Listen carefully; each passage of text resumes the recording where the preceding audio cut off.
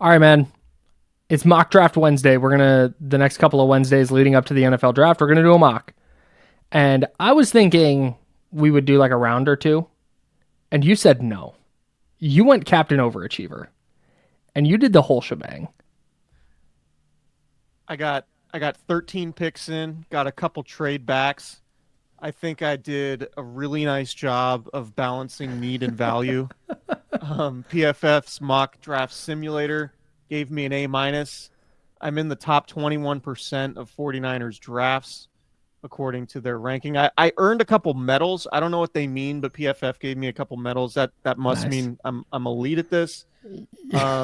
So, look, not to toot my own horn, but again, like this is just really well done on my part, and I'm expecting once John Lynch is done listening to this pod, expecting my inbox to blow up. Maybe he'll hit me on the hip, the two-way, and try to pick my brain a little bit about my thought process here. Well, he's going to until he's going to do that right up until he finds out that you took Jalen Lane, the wide receiver from Virginia Tech, at 185. Just ludicrous overdrafting by you, but we'll talk about it. Sure. But no, I mean, all jokes aside, mock drafts are like we mentioned at the end of last week, or the last pod we did. It's just kind of a fun thought exercise. It gives you an opportunity to maybe dive into some prospects that you otherwise wouldn't, because it's hard just to like go through a list and go through every single one. There are a couple times I didn't like what was on the board, so I traded back. Like I said, the Niners are coming into this draft with 11 picks. I ended up taking 13 prospects. So moved down twice, including in round 2, and honestly, still feel great about my first 4 picks. So we can go through it if you want.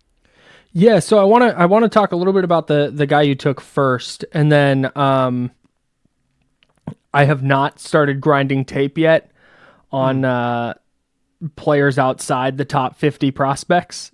Sure. So I don't have a lot of stuff on these guys specifically, but I do want to talk about the strategy and the idea of what areas the 49ers could attack and when in the draft. Yeah. But I do think the player you took at number 11 overall, Mike Green, the edge rusher out of Marshall, is a player who could very, very much be in the conversation for San Francisco at 11. And he's a player that we have not talked about a lot because in the mock draft, in the groupthink of the general mock draft community, he's going lower than that. But I think there's a justification to be made for him going to the 49ers at number 11. Yeah, I just think, look, there, and I want to be clear about something before we start. This was all just sort of evaluating this person as a prospect. I'm fully aware that there are some off the field issues with Mike Green, particularly related to a couple of sexual assault allegations at Virginia. I just thought I got to acknowledge that, but I can't factor that into me taking him at 11 in a mock draft because I don't know anything about it. I haven't talked to anybody about it. The Niners are going to investigate, do all that stuff. So, that might cause him to slide. We'll see. But this is purely about him as a football prospect, and I would just be speculating if I made any decisions based on the off the field stuff that you read about on the internet. That being said, I think Mike Green is potentially a very high level pass rusher from an athleticism standpoint, from an explosiveness standpoint, body control.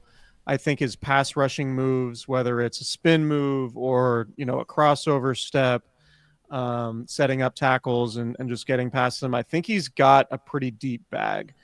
And you could say, man, it was at Marshall and the strength of opponents wasn't always great. He played well in some big games against high level opponents. And again, he did start his career at Virginia. So he was at one point like a high D1 level prospect, obviously. But again, I don't want to throw this name out there because I think it's obvious he's one of the best players in the NFL and I'm not comparing him, but just the way he moves, I think there are some Micah Parsons type movement skills there from him. And I think that's the exact type of player particularly in pass rushing situations, that you could play opposite Nick Bosa and potentially find a star level talent there, 11th overall. So I think he's complementary to what the 49ers need in terms of defensive end. I think obviously the value is there, 11th overall. If you think he's a really good edge rusher, 11th is you're like, positional value makes a ton of sense there. Yeah. And this is kind of like a D Ford type, but maybe if D Ford was more straight line speed and about explosiveness at the snap, I think Mike Green is a more versatile pass rusher who has the chance to develop into a regular double-digit sack guy. So that's why I went with Green, because I thought he was the best player. Like Tyler Warren was on the board, and I just felt like maybe Tyler Warren's a generational tight end, but I feel like there's a decent chance you could find a productive tight end in rounds 2 and 3 without needing to use a first-round pick on the position. And so I went with Green. 89 pressures and 23 sacks, according to Pro Football Focus, in the last 2 years for Green. Like, that's just, those are, when you get a player who is, who has production with the athletic traits that he has, that's when you start getting really excited about his upside. You have like dude from I cannot think of his name. Texas A&M, Shamar Stewart. Shamar Stewart has all the athleticism in the world, but then you go look at his college production, it's just not there. And I think Green is a really nice combination of, you have that production to go along with the exciting athletic traits. No size might be a problem. He measured in at the combine at what did he come in at? 251 pounds, 6'3", 251. Yeah, just 32-inch arms, so not like the ideal measurements. Yeah. But when you see him move and you see him play football and you see there's like, do you remember Chop Robinson last year, the defensive end from Penn State? Yeah. When I was watching Chop Robinson, it was that he won basically one way.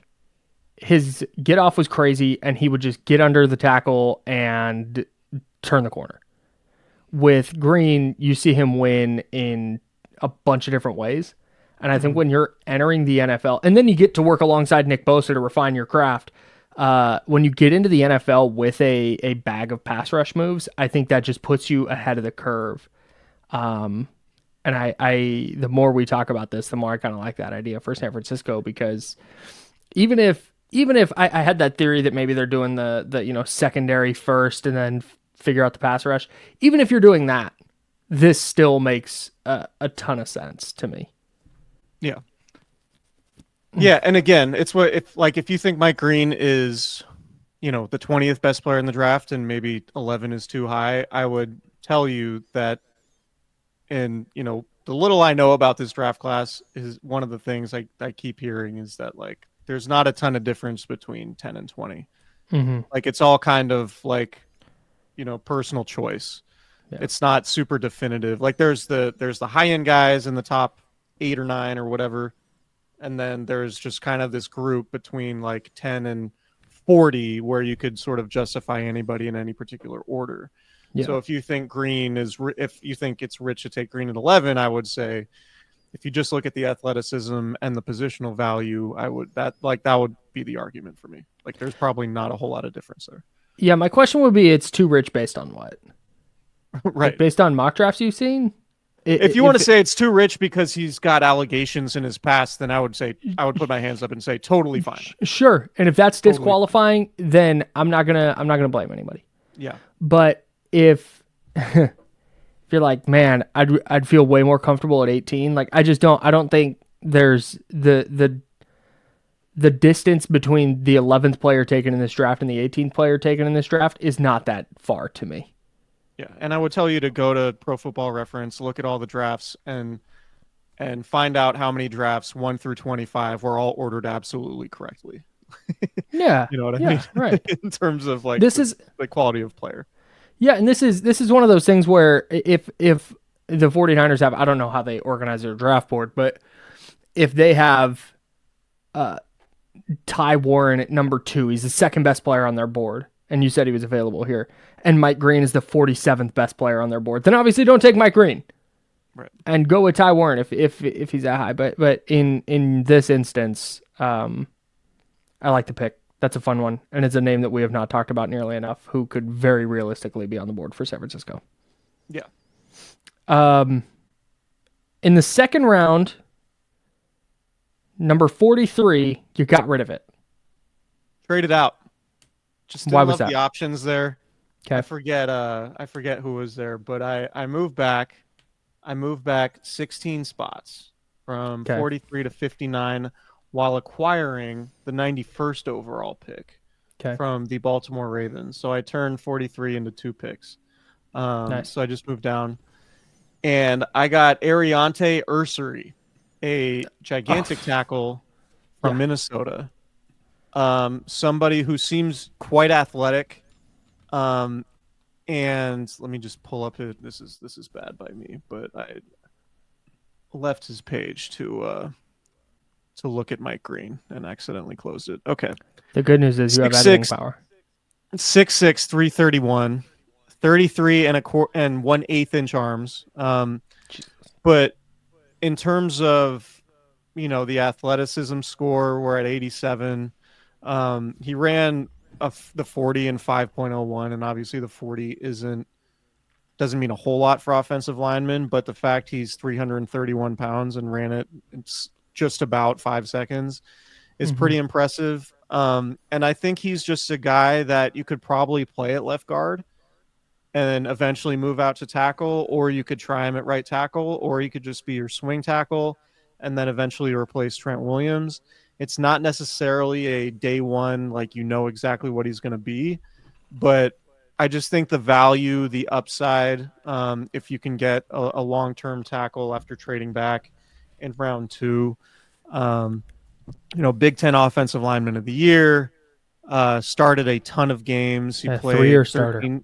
3-year starter, and played in a zone style scheme, so it won't be a crazy transition for him. I just think it's a high upside, or I guess a high floor, potentially high upside pick, in that you might be able to play him as a rookie. You'd probably feel pretty good about him developing behind Trent Williams in some capacity, and you potentially solve short and long-term needs with that position. So, Ursary is a player. Sure, like checks a lot of boxes, and we all know how good of a day it is to do that. But the thing I like about this is trading back in round 2, because when you start talking offensive tackle, this is more in line with how I think San Francisco will be inclined to address that position. Where you're trading back from 43, you're picking up an extra 3rd round pick, and now you're picking at 59 overall, where you can now get this player who you said maybe you move him to left guard, or maybe you don't. At 59, he can be your swing tackle for a year. You can try him out on the right side. He played 1 game in college at right tackle as a freshman, but you can try him on the right side in camp. And if it's just like, man, switching sides is not working for him, then you have a swing tackle who can replace Jalen Moore, and there's no pressure for him to play right away. Yeah. And if that's how they want to address this, then getting a guy with those kind of tools and what appears to be the requisite athleticism just makes a ton of sense, where you're filling a spot on your roster with the swing tackle, and you have a natural left tackle hopefully developing to take over for Trent Williams eventually. That's much more in line with how I think San Francisco would do it, instead of just taking a tackle at 11 and going like, yeah, we'll figure out if he can play. I like that overall strategy. And again, whether the player is that dude or not, I couldn't tell you. I didn't watch a ton of Minnesota football this year, but the process, I'm process oriented right now, and I love your process. Oh, thank you so much. Yeah, no, you're welcome. Yeah, PFF, he graded out pretty well in PFF. Just like the fact he's played a lot of football. Yes. I think that's one of the themes from like the last few years, is like, if you get somebody who's played a lot of football at a pretty consistent level, I tend to trust that more than somebody who's like, well, he started for 1 year and that 1 year was awesome, but he couldn't get on the field otherwise. Right. It's like, all right, there's something worrisome about that. But no, he played high level football for a long time at Minnesota, and the fact that he was available there with the 59th pick, given the positional value, I liked a lot. Moving to my next pick, so the 75th overall pick, round 3, and this one was interesting to me because I was actually looking at this exact player at 59 and deciding between Ursery and it's Shamar Turner, the Texas A&M defensive tackle. Not to be confused with Shamar Stewart, the Texas A&M defensive end. Yeah, so a couple Shamars on that Aggie defensive line. But he was PFF's 55th overall player, and he was available to me at 75. And obviously, given the 49ers need at defensive tackle, it just made a ton of sense. He's not the biggest guy, but he just, like, everything you read about him and you watch him play, it's just super stout, nasty, might like kind of teeters on the edge of like you might have to rein him in a little bit. And that kind of reminds me of like what Drake Greenlaw was. Obviously different position, but Drake Greenlaw was always kind of like habitually line stepping, like, all right, this guy might be a personal foul waiting to happen, but in a lot of cases that can be a good thing. It can be like a tone setter from a mentality standpoint. So Shamar Turner, I liked just from, again, the positional value. We're still in the trenches. The first 3 picks have been in the trenches. Spoiler alert, the 4th pick is also in the trenches.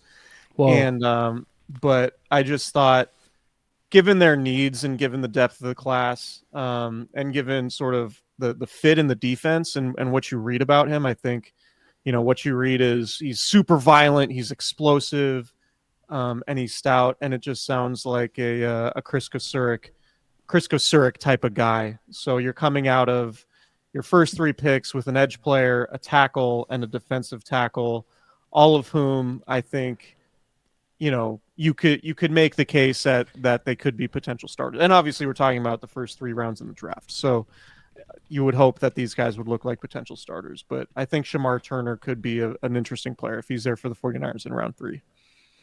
Yeah, it wouldn't shock me if he's the kind of guy who's in play for them in the 2nd round. Yeah. Shamar Turner was a guy who in very, very early mock drafts was like a 1st round guy for the 49ers. And I don't know if he can play on the end at all, but he kind of has that profile where maybe you can line him up at the end on passing down or on rundowns and then move him inside on passing downs, which is something that we know the 49ers like. Man, I'm all for this selection. Just a really good player. Didn't love the production last season. 21 pressures and 2 sacks according to Pro Football Focus, but the year before that, 36 pressures, 5 sacks. On a defense that needs defensive tackle help, you can do a lot worse than Shamar Turner. So it wouldn't shock me at all if he winds up in a 49ers uniform, whether it's in the 2nd or 3rd round. Yeah. Lance Zierlein's first 2 bullet points and his strengths, and this to me just is like favorite things. Lance Zierlein's the best. Chris Kosuric, this just sounds like a Chris Kosuric player. Plays with a relentless level of aggression. That's kind of what you want at defensive tackle, right? Gets off the snap and into the neutral zone quickly. Love that. So, yeah, like he's not the biggest guy. Can you read the next one? Quick to show and go from one gap to the next is a penetrator. Need that show and go from one gap to the next.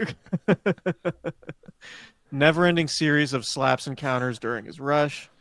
He's just like a speed bag out there. But yeah, I just think this is the type of, like you said, 2nd or 3rd round pick that makes a ton of sense for them given what they've lost in free agency. Yeah, man. All right, we're at 3 for 3. We like these picks. Yep. All right. Perfect draft so far. No notes. John Lynch, you know how to get a hold of me. Round 3, the 91st pick. So this was the 2nd pick acquired in the trade back. with the Ravens. I went Tate Ratledge, the guard from Georgia. And this guy just seems like someone who's just going to start right away from Yes. Yes, I totally agree with you. And it seems like he's probably the first or second guard in the draft.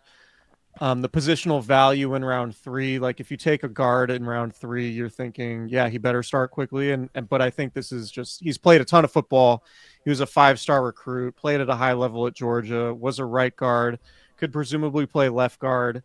I have no idea if he could play center, but like if he could, that would be fantastic. Particularly if if you want to play Ursary at left guard, and you told me that they were sticking with Dominic Pooney at right guard, and you were going to say, hey, yeah, we're going to play Tate at center. I would be like, okay, that would make sense. But just the athleticism score with Tate, this guy, you guys first name basis?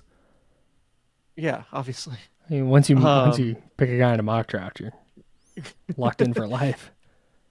But I think he could probably play left guard if, Ursary was your swing tackle or Ursary was playing right tackle. 6'6.5", the athleticism score on NFL.com is 98. He ran a 4.97, 32-inch vert. Just seems like the type of guy who's just going to come in and play at a reasonably high level pretty quickly. So I think this was kind of a no-brainer when I was looking at who was available here. And again, like you're looking at a starting guard either side potentially, and someone who you can plug and play and potentially play at a high level right away. And so the first 4 picks, I went, edge player, tackle, defensive tackle, and guard. Mm-hmm. And to me, that kind of sticks with the theme of the 49ers in this draft. Like they just need to get better in the trenches. And I feel like you potentially just got 4 starters in the trenches with this, if it shakes out like this. Tate Ratledge is the kind of player who is going to probably go sometime late on day 2. Mm-hmm. And it's the same thing when the 49ers took Dominic Pooney, it was like, oh, he's just going to start. Like that's just a really good player, and he's just going to play right away and probably be really good right away. That's how I feel about Ratledge. Like if some team went, hey, we want to take him in the second round because we know that we're going to be able to plug him in and get at least a rookie contract of good starts out of him, I wouldn't blame them. He just kind of does everything well. And he's freaking huge, which is kind of the other thing that when you look at the 49ers offseason specifically, and you see them bring back Kyle Juszczyk, and then you see them bring in Luke Farrell. You kind of get the idea that maybe they are leaning into the kind of big downhill mauling run game type of offense. And man, a 6'6.5", 308-pound guard would certainly help with that. Yeah. 32 and a quarter inch arms though. Don't love that. He's a guard. You're not playing him at tackle. I need 32. I need 32 and 5/8. That's my benchmark for guards. Okay. Yeah, he was a 3-year starter at Georgia. Played through injury 1 year and still only allowed. Where did I see that? Only allowed 7 pressures and 1 sack over 300 pass blocking snaps. Good player. So, yeah. I think if you can get a guy you feel really good about starting and potentially playing at a high level in the 3rd round, I think you feel good about that. 5-star guy at Georgia. Yeah. Coming in. All right, so I'll zip through these last ones. I don't want to spend too much time. Round 4, 113th overall, I went Kansas State DB Jacob Parrish, potential nickel guy who could play inside or outside. I just think the versatility is what you want. This is where the next this is the portion of the draft I think if the 49ers are going to start taking corners, this is where I think they do it. Yeah, me too. Like they don't this idea, Mike Tannenbaum from ESPN did a mock draft where he pretended as though he was the GM of each team. He wasn't trying to be right. He was trying to, based on his analysis, what he thought was the best pick. And first of all, he doesn't mention defensive tackle or defensive end for the 49ers, which is why Mike Tannenbaum works at ESPN. And and he was like, man, the 49ers top need is cornerback because Trevarius Ward left. And I get the idea that they need a corner, but like they've signed multiple players in free agency who can play corner. And I think when you start going through the draft, I think this is where they're going to start addressing that position is early on day 3, maybe again later on day 3, where you might find a starter and you don't have to spend big time capital to find them. And I think in an ideal world, you don't need like a lockdown third corner. It's just like, can you play and not be a liability? And I think you can absolutely find players like that at this point of the draft. Yeah, like I think Parrish to me is somebody, again, you love versatility, could play inside or outside, could potentially compete for the third cornerback job, could play on special teams, presumably, and, just provide some of that. I actually I traded back again. I sent the 100th overall pick in the 3rd round to the Pittsburgh Steelers, and I got 123 and 185. Nice. So I picked up an extra 6 to move back 23 spots. Probably not the best work by me. I probably could have got maybe something a little bit earlier, but I just didn't love anybody in that range where I was picking. So round 4, 123 overall, I took Noel Williams, a cornerback from Cal, tall, long press corner who had a ridiculous number of interceptions. He had how many interceptions? He had 7 interceptions last season. Good Lord. And then 5 combined in his previous 2 years. So just kind of a ball hawking press corner, long arms, 6'1", 200, and just somebody, again, different than Parrish. Like Parrish is more of a maybe a natural nickel. I think Williams is probably more of an outside guy, but again, depth, potentially could compete for the 3rd spot. So like that for them. Again, in round 4, 138, Riley Mills, Notre Dame, defensive tackle, a team captain, productive, lunch pail, hard hat guy, somebody who could absolutely be in the mix as a rotational defensive tackle, pass rusher type. Played a lot of football, blue blood program. You got any more cliches you can throw at me? Yeah, for sure. Gold helmet guy? A guy, I mean, potentially, and literally a gold helmet guy at Notre Dame. Yeah, a guy coaches are gonna love, just given the work ethic, and nastiness to him. Yeah, so that's the 3rd defensive lineman that I've drafted in the first 4 rounds, which is another theme I think that the Niners are just gonna go hot and heavy along the defensive line in this class. My take on this is that first of all, Notre Dame's defense was really good. So if you want to just start plucking players off of their defense, that's great. Which is something I think more teams need to do. Like Howie Roseman gets all the flowers every year in the draft because he just takes Georgia guys. Right. And that makes sense to me. Oh, their defense was good and that player was good on that defense, we'll take them. Like forget all the measurements and stuff. Just, all right, great. We got him. There's no amount of defensive linemen the 49ers could take in this draft that would make me give them a thumbs down for taking a defensive lineman. Right. Yeah, and he's a little older. I think he's almost 23. But at this point, like an older prospect who's played a ton, a team captain on a really good defense, like I just think that's a really high floor pick for somebody in round 4. So I think I like that one. I mean, I like all these picks, obviously, because I made them. But sure. All right, so round 5. I think this will probably be the last one we talk about, just because all these other ones are just complete shots in the dark. But this one I thought was pretty interesting because he was on the board. Me being an Ohio State alum, this name does stick, just does mean a little bit to me. It's not Will Howard, it's Quinn Ewers. Quarterback from Texas on the board, 147 overall. PFF gave me a B- for this pick. I heartily disagree. look, You got a B- Niners for don't- taking the guy 5 spots after they had him ranked. That's crazy. For a potential backup quarterback, if you're looking at somebody who is one of the highest recruited quarterbacks a few years ago, who's coming off a season that was not up to his standards, I think in large part because he was playing through injury.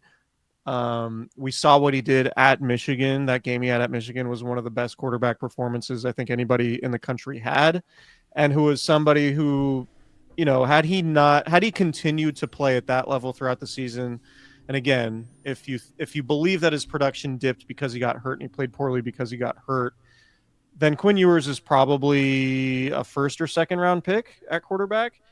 And we're talking about somebody in round 5. And given the fact that you've addressed needs in this particular draft class, this mock draft, where you've hit on so many guys in the trenches, I think taking a shot on a potential backup quarterback who might have, starter level upside if Kyle Shanahan can develop him, I think it's worth a dart throw in the 5th round.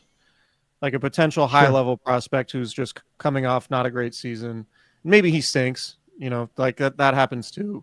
But in the 5th round, I think it's worth taking a shot because, Mac Jones is your backup quarterback right now. And I think you could probably, like if Quinn Ewers were to come in and then, beat out Mac Jones for the backup job, like that wouldn't really surprise me. And maybe I'm just so anti Mac Jones that I'm letting that color my opinion a little too much.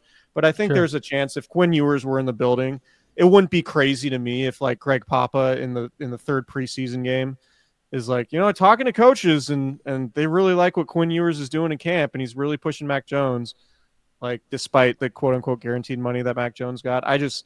A scenario like that wouldn't surprise me. So this is a high upside shot in the dark. And again, maybe Quinn Ewers stinks, but 5th round for a potential high level quarterback prospect, I feel like is worth a shot.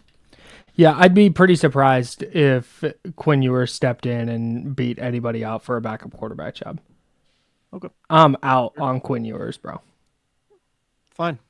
I do not think he's going to be an effective NFL player. Fine. It's just, I mean, look. But like I said, my with a mock draft, I mean, to each their own, right? And I'm not a quarterback guru. Maybe that. Although now that I'm looking, now that I see that Lance Zierlein give him an NFL comp of Sam Howell and Kelly Holcomb, I might be in. But no, man, like the player is to, who knows, right? But I do think when you start talking about the idea of taking a quarterback in round 5, if there is a player, like if Kyle Shanahan's just a big Quinn Ewers guy, first of all, fire Kyle Shanahan. Second of all, then no, if he's just a big Quinn Ewers guy and he's there in the 5th, like, yeah, why not? There's no that if he's just going to be an awesome backup quarterback and you have him for 4 years for cheap, great, super thumbs up. And if he's not very good, then cool. You had a 5th round pick that didn't hit. That's not the end of the world. So if they're going to take a quarterback in this draft, which I'm pretty sure they will, unless they're big Tanner Mendonça guys, I don't mind doing so with the 147th pick. Yeah. Arm talent, man. Sure. So just an arm talent play. Sure. So, but I feel pretty good overall. The last, I mean, I guess I can mention, we're not going to talk about these, but round 5, Kobe King, linebacker, Penn State. Round 6, Jalen Lane, receiver, Virginia Tech. Round 7, Efton Chisholm III, son of Efton Chisholm II. 227 overall. Round 7, edge rusher Ethan Downs from Oklahoma. That's great. Round 7, 252, Jalen Walker. Not to be confused with Jalen Walker. But Jalen Walker, the linebacker from Indiana. 7th round pick. Played a lot of football at a high level for the Hoosiers. And somebody who might be like a sneaky, like, oh, Jalen Walker made the team? Damn, wow. That had a great preseason, great camp, filling out the linebacker group. Anytime gave Kobe King a run for his money. Anytime you can snag a piece of that IU football program, you got to do it. Hey man, Many they are were saying in that college football playoff conversation.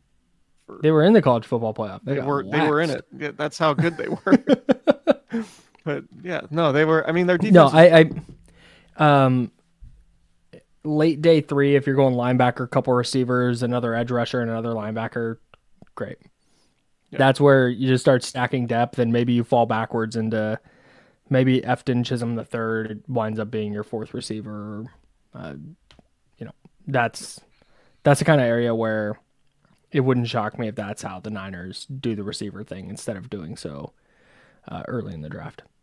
yeah. I like So the I think commitment to the trenches early is the takeaway here for me. yeah, yeah. That was kind of a focal point for me. Trenches, secondary, and then sort of filling out those depth positions later on. I think if you wanted to ding me, if you're not a Quinn Ewers guy, maybe you could find another position of need in round 5 there instead of quarterback. Obviously, you have your top 2 guys already. If you're not a Kobe King person, you might not feel great about linebacker after losing Drake Greenlaw and not signing any notable free agents to play there. But maybe Kobe King is, the next 5th round linebacker steal. Obviously, Drake Greenlaw, former 5th round pick. And waiting until round 6 to find a receiver doesn't really seem like something Kyle Shanahan will do, particularly after losing Deebo Samuel. But this isn't a great receiver draft, and it might just be that the Niners are super comfortable with Ricky Pearsall, Brandon Ayuk whenever he comes back, and Juwan Jennings as their top 3 guys. Let me And DeMarcus Robinson. let me amend the receiver thing. If the 49ers get some inkling that Brandon Ayuk's recovery is not going well, and they have some kind of concern that he's not going to be back till late in the year or may not be back this year at all, then going earlier at wide receiver makes sense. Mm-hmm. But if his whatever he got his last check in, if they're like, yeah, he's on track, he'll be back some point in camp, he should be ready to go week 1, then I think you can wait till longer. But if there's some chance that you're going into the year with Juwan Jennings as wide receiver 1 and Ricky Pearsall as wide receiver 2, I think maybe getting some insurance earlier in the draft makes sense. Yeah, for sure. And depending on like how the Niners season starts, like if they start out, 3-0 but it's like, man, they could really use a receiver and Brandon Ayuk isn't back yet. I think receiver could be in play at the trade deadline too. Yeah. Like if they're good, Definitely. and they think they're contending and they might be another pass catcher away. But I also think that's kind of what DeMarcus Robertson represents. Yeah. So. Yeah. Nice shot, man. I'm bummed Thanks, man. that you're not going to be able to do the pod anymore after you get hired into the 49ers front office, but it'll be good for you. I'm happy for that step. Yeah. Do you have a favorite pick? Oh, do I have a favorite pick? Ratledge. Ratledge is my favorite pick. Of all these players, I think Ratledge is the one most likely to just step in and be a dude on day 1. Yeah, I would agree with that. Yeah, I think for me, I mean, maybe this is gratuitous and too easy, but I do think Mike Green is going to be good. Like, I think Yeah. the more I watch him, the more I'm like, man, like just his movement skills and the way he plays, like really translates. Yeah. And I think it would be a perfect pass rushing bookend to Nick Bosa. Probably not a 3-down player early on, but you can play Yetur Gross-Matos, get in that Eric Armstead role base Do you know down. what? Do you know why I like Mike Green? Because Mike Green seems like the kind of guy who slides to like Baltimore, and Baltimore takes him, and everybody's like, Ozzie Newsome has done it again. Right. Oh my God, what a player! So yeah, just take that guy at 11. Don't let him slide to the good teams. Take him. Yeah. Anyways, shout out to Mike Green. Do you want to do one for next week, and then we can break yours down? Yeah, it's mock draft Wednesday, baby. Okay, great. We're just gonna mock draft every Wednesday until the draft. I think the Wednesday before the draft, we should just do a full live mock. Just go live. Okay. Just use that PFF mock simulator, which is what you use. Shout out to PFF. And we can just talk our way through it. Which day is the NFL's draft again? 24th, Thursday. Okay. There are certain complications That's regarding fine. traveling, We'll international travel. Oh, On Wednesday or the Tuesday, the oh day yeah, before you you're have a talking wedding about. coming up. Yeah. But we will. Should I know that? We will discuss offline. Sure. Yeah. But yeah, it's possible. I might just. I mean, I don't know. Do you think I'd get in trouble if I spent the whole honeymoon grinding tape on draft prospects? Not if she's a fucking real one. No, I'm joking. We won't do that to you. I will come up with different plans. Sitting by the pool with the clicker. Yeah.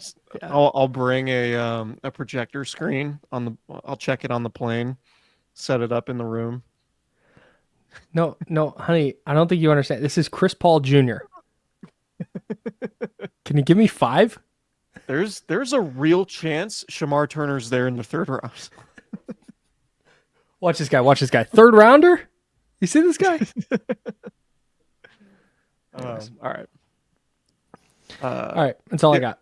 Subscribe to the YouTube channel. Thank you. Appreciate it. 5-star reviews wherever you listen to your podcasts are greatly appreciated. And we will talk to you guys next week. So